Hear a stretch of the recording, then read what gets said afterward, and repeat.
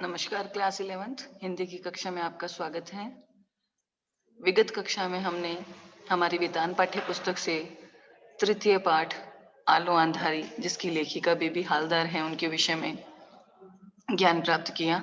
Baby Haldar जो एक सामान्य सी नौकरानी होते हुए भी किस तरह से एक लेखिका जैसे प्रतिष्ठित पद तक पहुंच पाई, उनके जीवन का संघर्ष क्या रहा, किस तरह से उनकी जो पढ़ने के प्रति ललक थी, जो उनकी जिज्ञासा थी, वो किस तरह पूर्ण होती गई और उनका मार्ग प्रशस्त करते हुए उनके जो घर के मालिक थे, उन्होंने किस ढंग से उनकी सहायता की, वो सारी बातें हम इस पाठ के माध्यम से जान पाए।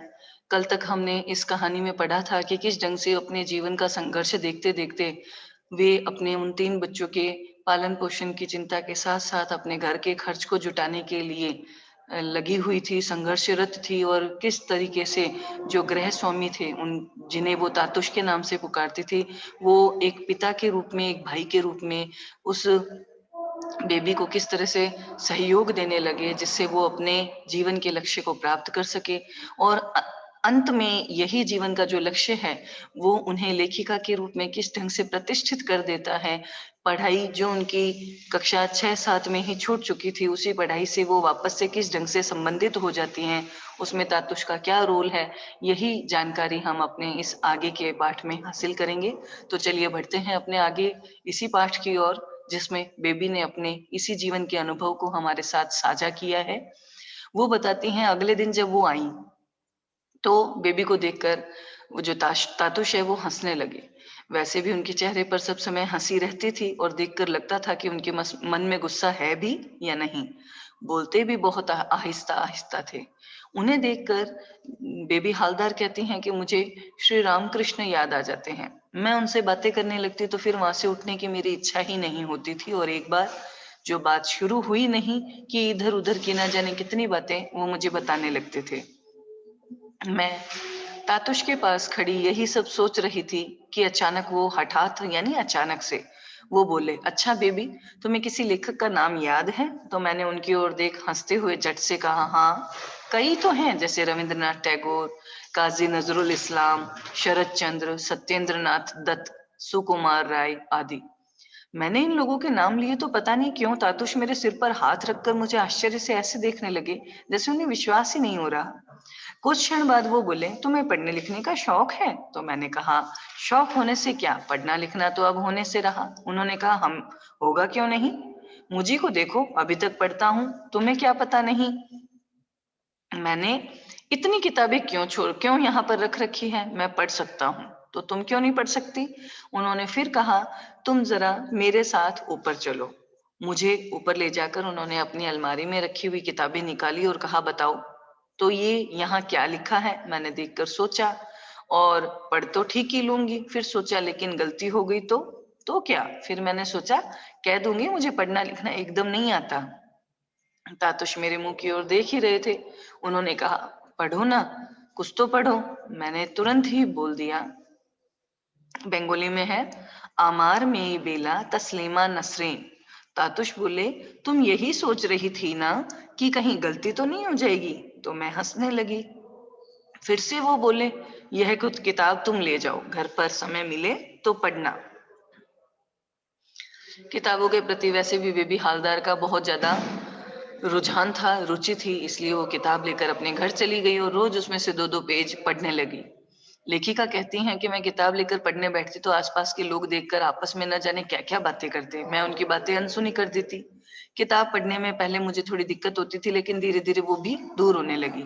किताब पढ़ना मुझे वैसे भी अच्छा लगता था। कुछ दिनों बाद तातुश ने एक दिन पूछा, तुम जो किताब ले गई थी ठीक से पढ़ तो रही हो? मैंने हाँ कह दी। तो वो बोले, मैं तुम्हें एक चीज और दे रहा हूँ, तुम उसका इस्तेमाल करना, समझना कि वह भी मेरा ही काम है। मैंने पूछा, कौन सी चीज? तो तातुश ने अपने लिखने की टेबल के ड्रॉर में से एक पेन निकाला और एक कॉपी निकाली और बोले, इस कॉपी में तुम रोज लिखना। लिखने को तुम अपनी जीवन कहानी भी लिख सकती हो। होश संभालने के बाद से लेकर अब तक जितनी भी बातें तुम्हें याद आए, वो सारी इस कॉपी में रोज थोड़ा थोड़ा लिख देना। पेन और कॉपी हाथ में लिए मैं सोचने लगी कि इसका तो कोई ठिकाना नहीं कि जो लिखूंगी वो कितना सही है या गलत। तातुश ने पूछा, क्यों, क्या हुआ, क्या सोचने लगी? तो मैं चौंक पड़ी, फिर बोली, सोच रही थी कि लिखूंगी या नहीं, लिख पाऊंगी या नहीं? तो वो बोले, जरूर लिख पाओगी। लिख क्यों नहीं सकोगी? जैसा बन पड़े वैसा लिख देना। पेन और कॉपी में घर ले गई और उसी दिन से रोज एक एक दो दो पेज लिखने लगी। लिखती और वह किताब भी पढ़ती।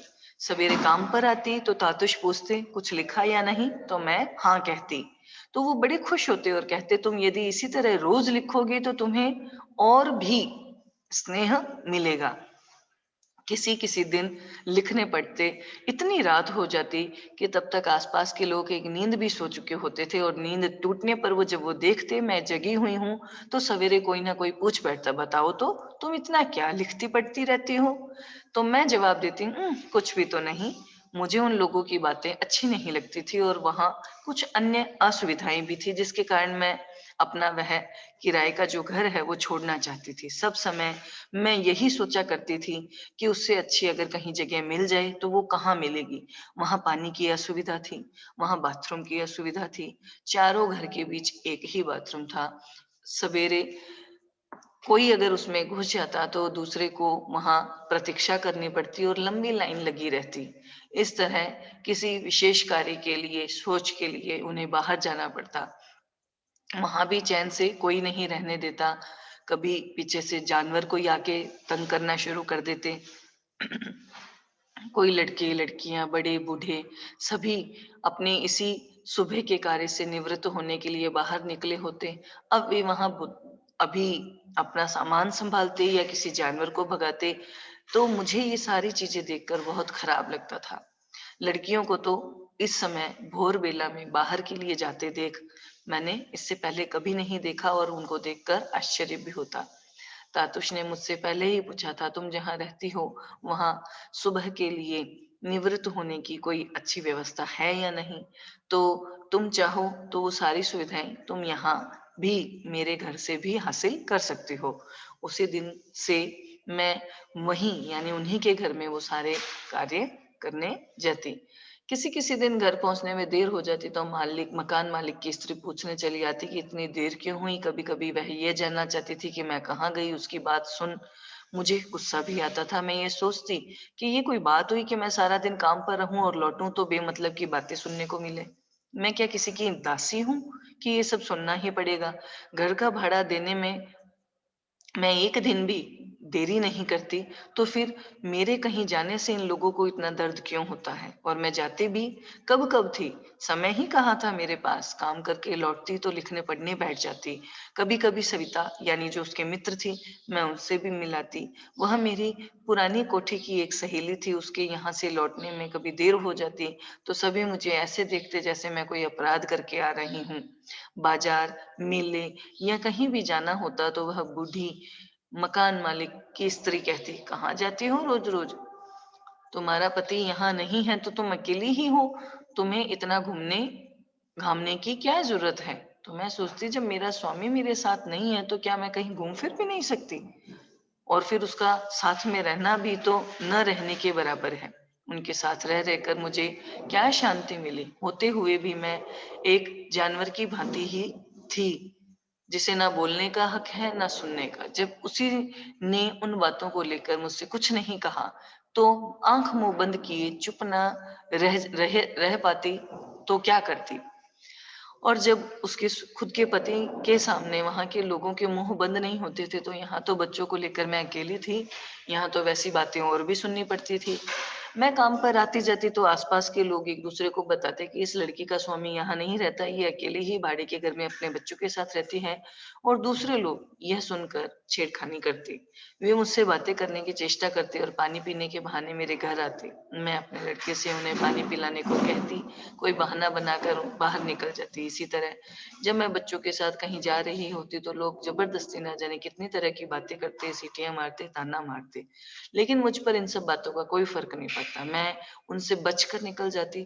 तातुश के यहाँ जब पहुंचती तो वो बताती कि उनके किसी बंधु ने फिर उनसे मेरे पढ़ाई लिखाई के बारे में पूछा है तो खुशी में मैं वह सब भूल जाती जो रास्ते भर मेरे साथ घटता था। तातुश के कुछ बंधु कोलकाता और दिल्ली में थे, जिन्हें वहाँ मेरे पढ़ने-लिखने के बारे में बताते थे।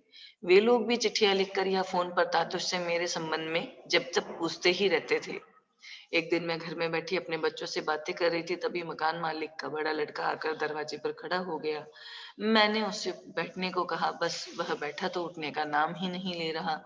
उसने बातें चालू की तो लगा वे कभी खत्म ही नहीं होंगी। उसकी बातें ऐसी थी कि जवाब देने में भी मुझे लज्जा का अनुभव हो रहा था। मैं उससे वहां से चले जाने को भी नहीं कह पा रही थी और स्वयं भी बाहर नहीं जा सकती थी, क्योंकि वो दरवाजे पर ऐसी स्थान पर बैठा था कि उसके बगल से निकला नहीं जा सकता था। अब समझ भी नहीं आ रहा था कि क्या कहना चाह रहा है। ऐसे में उसकी बातों को मैं अनसुना करती गई। मैंने सोचा अब मेरा भला इसी में इस घर को जल्द से जल्द छोड़ दूं। उनकी बातों से ये साफ हो गया कि मैं यदि उनके कहने पर चलूंगी और तभी उनके घर में रह सकूंगी, वरना नहीं। तो यह सोचा कि क्या इतना सहज है कि यदि घर में उसका कोई पति या उसका घर गृह स्वामी नहीं है, तो क्या इसी से हर किसी की बात का मुझे जवाब देना पड़ेगा, हर किसी की बात माननी पड़ेगी, तो मैं कल कहीं और घर ढूँढ लूँगी। इस तरह बेबी हालदार जो है किसी अन्यत्र स्थान पर किसी और घर की तलाश में लग गई। लेखिका बताती हैं, यानी बेबी हालदार स्वयं बताती हैं कि मैं अपने काम पर जाती रही और साथ ही साथ घर भी ढूँढती रही। एक दिन काम पर से मैं घर लौट रही थी तो देखा बच्चे रोते-रोते दौड़ते चले आ रही। मेरे पास आके वो बोले, मम्मी जल्दी चलो, उन्होंने हमारा घर तोड़ दिया। बच्चों की बात से मैं चौंक पड़ी कि ये क्या हो गया? मैंने कहा चलो, चलकर देखती हूँ। तो वहाँ पहुँचकर देखा कि सचमुच घर का सारा सामान बाहर बिखरा पड़ा है। सब देखकर मैं सिर पकड़ कर बैठ गई और सोचने लगी कि बच्चों को लेकर अब मैं कहाँ जाऊँ? इतनी जल्दी दूसरा घर कहाँ मिलेगा? बच्चों को अपने पास बिठाई मैं रोने लगी। उन्होंने सिर्फ मेरा ही घर नहीं तोड़ा था, आस-पास और भी जितने घर थे उन्हें भी तोड़ दिया था।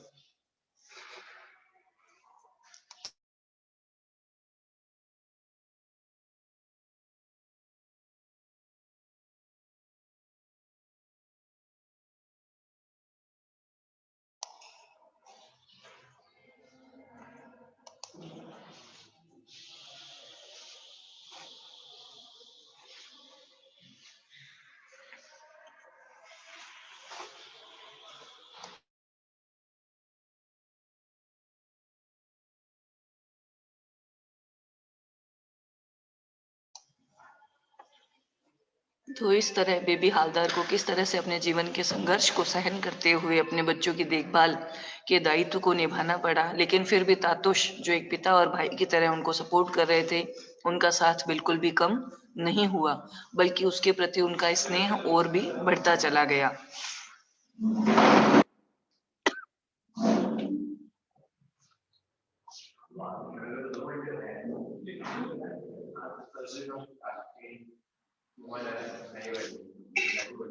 अब आगे के पाठ में किस ढंग से वो अपने अन्यत्र स्थान पर किसी दूसरे घर की तलाश कर पाती हैं या नहीं, या किस तरह से तातुश जो है उनको मदद कर पाएंगे, तातुश उन्हें अन्यत्र किसी घर में रहने के लिए मंजूरी दे देंगे या अपने घर में ही रहने का स्थान दे देंगे, इन समस्त बातों की जानकारी हम अपनी अगली क्लास में हासिल करेंगे कि किस ढंग से बेबी हालदार के घर को उजाड़ देने के बाद बेबी हालदार अपने दूसरे आश्रय का निर्माण कर पाती हैं या नहीं। उन्होंने इस बात को स्वयं स्वीकार भी किया है कि इस जीवन संघर्ष में उनका साथ कोई भी नहीं दे पा रहा था। वो एक अकेली स्त्री ही थी जो इस तरह के जीवन संघर्ष को न केवल सहन कर रही थी, बल्कि एक चट्टान की भांति उसके सामने डटकर खड़ी थी और बिल्कुल स्थिर और अविचल थी। वो ये मानती थी कि ये जीवन के जो उतार-चढ़ाव हैं, इनका सामना करने से ही इन पर विजय प्राप्त की जा सकती है। अगर इनके सामने उनके हौसले और उनका आत्मविश्वास टूट जाता, तो वो ऐसा कोई कार्य नहीं कर सकती थी, जिसकी वजह से उनके नाम को आज भी जाना जाता है।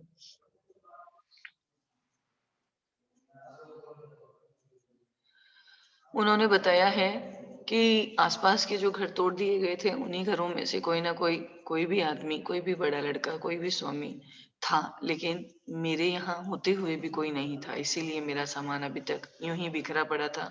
जबकि दूसरे घरों के लोग जो हैं अपना सामान एक जगह पर सहेज कर नया घर खोजने के लिए निकल गए थे। हमें छोड़ वहाँ बस कुछ ही लोग बचे थे। वे इसलिए रुक गए थे क्योंकि मेरे बच्चों से उन्हें मोह था और घर की वैसी हालत में वे उन्हें अकेले नहीं छोड़ना चाहते थे। लेखिका बताती हैं कि मैं रो रही थी और मुझे रोते देख मेरे बच्चे भी रोने लगे। ऐसे समय में मेरी मदद के लिए सामने आने वाला मेरा अपना कोई भी नहीं था। पास ही में 2-2 भाई रहते थे। उन्हें मालूम था कि मैं कहाँ रहती हूँ। उन्हें ये भी मालूम था कि वहाँ के सभी घर तोड़ दिए गए हैं, फिर भी वो खोज खबर लेने के लिए नहीं आए। मैंने सोचा माँ होती तो देखती। मैं आज किस हाल में हूँ, पता नहीं मेरे भाग्य में अभी और कितना कष्ट और कितना दुःख लिखा है। उसी दिन फिर कहीं और घर खोजना खाजना नहीं हुआ। रात 8 बजे भोलादा आए। वह मुसलमान था, पास ही में रहता था। उसका भी घर तोड़ दिया गया था। वह हम लोगों की तरफ का ही रहने वाला था और मेरे भाइयों और मेरे बाबा को भी जानता था। मेरे बच्चों से उसे लगाव था। भोलादा ने कहा, इस तरह बच्चों के साथ रात में तुम अकेली कैसी रहोगी? इतना कहकर वह हम लोगों के पास बैठ गया। उस हालत में क्या किसी को नींद आ सकती थी? उसी खुली गंदी जगह में हम सब ने ओस में वह रात किस तरह काटी। सवेरे भोलादा ने कहा, तुम जहाँ काम करती हो वहां की साहब से बात करके देखो ना। मैंने सोचा ठीक है तो कह रहा है, तातुश ने पहले ही कहा था कि रहने के लिए वह मुझे जगह भी दे सकते हैं, एक बार बात करके देख लूं। मैंने उनसे कहा, भोलादा तुम ही एक बार चलकर उनसे बात कर लो ना। मेरी तो कहने की हिम्मत नहीं होती। भोलादा ने बोला, तो चलो फिर। मैं उन्हें लेकर चली आई। वह बाहर ही खड़ा रहा। मैं भीतर गई, देखा तातुश अखबार पढ़ रहे हैं। मुझे देखते ही वो बोले, क्या बात है बीबी, रोज तो तुम ऐसी नहीं दिखती, तुम्हारा मुंह ऐसा सूखा सूखा सा क्यों है? मैंने उन्हें सारी बात बता दी कि कैसे हम लोगों के घर को बुलडोजर से तोड़ दिया गया और कैसे सारी रात बच्चों के साथ हमें बाहर ही ओस में गुजारनी पड़ी। मैंने उनसे कहा कि मेरे साथ मेरी जान पहचान का एक आदमी है, वह आपसे बातें करना चाहता है। मेरी बात सुनकर तातुश फौरन बाहर आए और भोलादा से बातें कर मेरे पास आए और बोले, तो तुम रात ही को क्यों नहीं आ गई? बच्चों को लेकर रात भर बाहर क्यों रही? तुम्हें रात ही में चला आना था। खैर अब बताओ कब आ रही हो? तो मैंने कहा, जब आप कहेंगे। तातुश बोले, अभी आ सकोगी? मैं राजी हो गई और घर जा एक रिक्शे में अपना सारा सामान लाद बच्चों के साथ उनके घर आ गई। रास्ते में मैं सोच रही थी कि तातुश तो एक ही बार कहने पर तैयार हो गई, अब आगे पता नहीं क्या होगा। तातुश ने छत पर एक कमरा मेरे लिए खाली कर दिया। इस कमरे में अपना सारा सामान जमा, मैं खाना बनाने की तैयारी में लगी। तातुश ने ऊपर आकर देखा तो हंसते हुए बोले, तुम आज खाना न भी बनाती तो चल जाता, नीचे तो काफी खाना रखा ही है। मैंने कहा, तो क्या हुआ, रखा रहे, दादा लोग खाएंगे। तातुश बोले, रात को एक बार नीचे गरम गरम रोटी खिला सकोगी? अभी तक दोनों समय रोटी बनाने वाला कोई नहीं था। तुम जो खाना बना जाती थी उसी को रात में भी खाना पड़ता था। अब तो तुम यही हो तो दोनों समय का गरम गरम खाना खिला सकोगी? इसके बाद से मैं खाना वाना और अन्य सभी काम अपनी मर्जी से करने लगी। किसी को कुछ भी कहने की आवश्यकता नहीं थी। तातुश मुझे काम करते देखते तो कभी कभी कहते, बेबी तुम इतना काम कैसे कर पाती हो? सारा दिन काम करती रहती हो, थोड़ा आकर भी बैठ जाया करो। मैं बैठ जाती तो पूछते, बच्चों ने कुछ नाश्ता वाश्ता किया कि नहीं? तुमने कुछ खाया या नहीं? जाओ ऊपर जाकर बच्चों को खिलाओ, फिर आकर अपना नाश्ता करो, जाओ जल्दी करो। इतनी देर हो गई है अभी तक उन्हें कुछ दिया ही नहीं। फिर कहते, यहाँ से थोड़ा दूध ले जाकर उन्हें दे दो। यहाँ आने के बाद से मेरे बच्चों को रोज आधा लीटर दूध मिलने लगा। तातुश ने एक दिन कहा, देखो बेबी, घर में पहले भी कई औरत काम कर चुकी हैं, लेकिन तुम जैसी लड़की कोई अभी तक नहीं थी। फिर वह बोले, देखो तुम यह मत सोचना कि तुम यहाँ काम पर लगी एक लड़की हो या यह घर किसी और का है, इसे तुम अपना ही समझो। मेरी कोई बेटी नहीं है, मैं तुम्हें अपनी बेटी की तरह मानता हूँ। मैंने सोचा, भला यह भी कोई कहने की बात है? यह तो मैं जानती हूँ यहाँ आकर मैं कितनी सुखी हूँ। सभी हमेशा मेरा ख्याल रखते हैं। कभी तबीयत खराब होती तो तातुश चिंता में पड़ जाते और मेरे कुछ काम स्वयं भी करने लगते। मुझे जबरदस्ती पड़ोस के डॉक्टर के पास भेज देते। डॉक्टर मेरी जांच करके दवा लिखता तो मैं उसकी पर्ची लाकर तातुश को देती। वो जल्दी से जाकर दवा भी ले आते। दवा सिर्फ लाते ही नहीं बल्कि जिस समय जो दवा खानी है उसे निकाल कर भी देते और मेरे आना खाना करने पर मुझे ज़बरदस्ती खिला देते, बच्चे बीमार पड़ते तो फ़ौरन उनके लिए भी दवाई लाते, घर में काम करने वालों की इतनी अच्छी तरह से देखभाल मैंने कहीं नहीं देखी। उनके यहाँ मुझे किसी काम की, किसी चीज़ की कोई कमी नहीं थी, तेल, साबुन, खाना-पीना, कपड़े-वपड़े, किसी भी चीज़ का अभाव नहीं था। मैं सोचती थी कि इतने घरों में मैं काम कर चुकी हूँ, लेकिन इस घर के लोगों का जैसा व्यवहार है, वैसा कहीं नहीं है। ऐसा लगता है जैसे इस घर की सब कुछ मैं ही हूँ, पता नहीं इतना अच्छा घर, इतने अच्छे लोग मुझे फिर मिलेंगे या नहीं। इस घर में मुझे सुख ही सुख था, फिर भी कभी-कभी मेरा मन उदास होता। 2 मास से मुझे अपने बड़े लड़के की कोई खबर नहीं मिली थी। तातुश शायद ये समझते थे। एक दिन हठात उन्होंने पूछा, "बेबी तुम्हारा बड़ा लड़का कहाँ रहता है? तुम कभी जाकर उससे मिलती क्यों नहीं? 1 बार, 2 बार, 3 बार?" वह पूछे ही जा रहे थे, मैंने कोई जवाब नहीं दिया।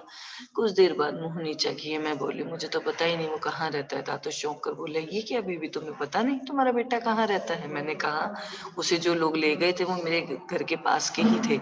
मैंने उनसे पूछा था, उन्होंने ये तो बताया था कि वो किस जगह रहता है, लेकिन उन्हें उनके घर का नंबर ठीक-ठीक मालूम नहीं था। जो-जो नंबर बताए थे मैं वहाँ गई भी, एक बार नहीं कई बार गई, लेकिन हर बार घूम फिर कर लौट आई। बस इतना सुना कि उस घर के मालिक की यहीं कहीं दवा की दुकान है। मैंने 2-1 लोगों से पूछा भी, लेकिन किसी को ठीक से पता नहीं।" तातुश फिर से चिंतित होकर बोले, "यहाँ तो दवा की बहुत सी दुकानें हैं।" उस दिन उन्होंने और कुछ नहीं कहा। अगले दिन सवेरे मुझे बुलाकर उन्होंने कहा कि वे लोग जब तुम्हारे लड़के को जेल ले जा रहे थे, तो उसे छोड़ने से पहले उनसे तुम्हें सब कुछ अच्छी तरह से जान समझ लेना चाहिए था ना। तुम्हें पता है ऐसे में न जाने क्या हो सकता है। उनकी बात सुनकर मैं चुप रही कुछ ही क्षण। बाद वे मुझसे बिना कहे बाहर चले गए। 3 एक घंटे बाद लौटे। आते ही वह फ़ोन करने लगे। मैं किचन में खाना बना रही थी। मैंने सुना वे किसी से बातें कर रहे हैं और साथ-साथ मुझे बुला रहे हैं, "बेबी, सुनो बेबी।" मैंने सोचा इस समय मुझे क्यों बुला रहे हैं। मैं जल्दी से उनके पास आकर खड़ी हो गई। वो फ़ोन पर बात किए ही जा रहे थे। बातें करते-करते मुझसे बोले, "लो बात करो।" मैंने पूछा, "कौन है? किससे बात करूँ?" तो वो बोले, "बात करो, देखो कौन है।" मैंने फ़ोन कान से लगाया, पता नहीं हेलो, हेलो किए जा रहा था। मैं उसकी आवाज़ पहचान नहीं पा रही थी। कान पर से फ़ोन हटा। मैंने दाँतों से पूछा, "कौन बात कर रहा है?" वो बोले, "अरे! तुम अपने लड़के को नहीं पहचान नहीं पा रही?" मैं चौंक कर बोली, "अरे! मेरा बेटा?" मैंने फिर फ़ोन कान से लगाकर कहा, "बेटा, तेरी माँ बोल रही हूँ।" वह बोला, "माँ? कौन बेबी?" मैं बोली, "हाँ बेटा, तेरी माँ।" "बेटा, तू कैसा है?" वह बोला, "माँ, बिल्कुल ठीक, मैं अच्छी तरह से हूँ।" उसकी बातों से मुझे लगा लड़का बड़ा हो गया है, उसकी आवाज़ भी बदल गई 1-2 मास में। वह कितना बदल गया था, उसे देखने की मेरी इच्छा होने लगी। तातुश भी समझ गए। उन्होंने पूछा, "लड़के से मिलने जाओगी?" तो मैंने कहा, "हाँ, देख लेती हूँ, और भी अच्छा लगेगा।" वह बोले, "तो बताओ कब जाओगी?" तो मैंने कहा, "जब आप ले जाएँगी।"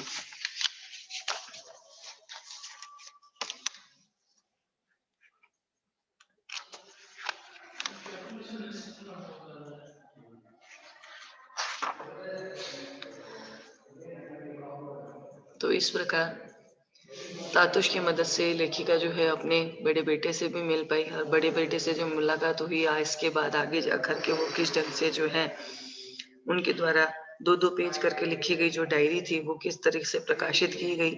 लेखक के भी बच्चों के प्रति, तातुश के बच्चों के प्रति जो लेखिका बालिक ये बेबी हालदार का जो संबंध था वो क्या था? वो किस ढंग से उनको अपना मानने लगी, सारी बातें हम अपनी अगली कक्षा में पढ़ेंगे। आज के लिए इतना काफ़ी है। धन्यवाद। पाठ को अच्छे ढंग से समझें और इससे संबंधित प्रश्नोत्तर के भी मूल्यांकन करें। धन्यवाद बेटा।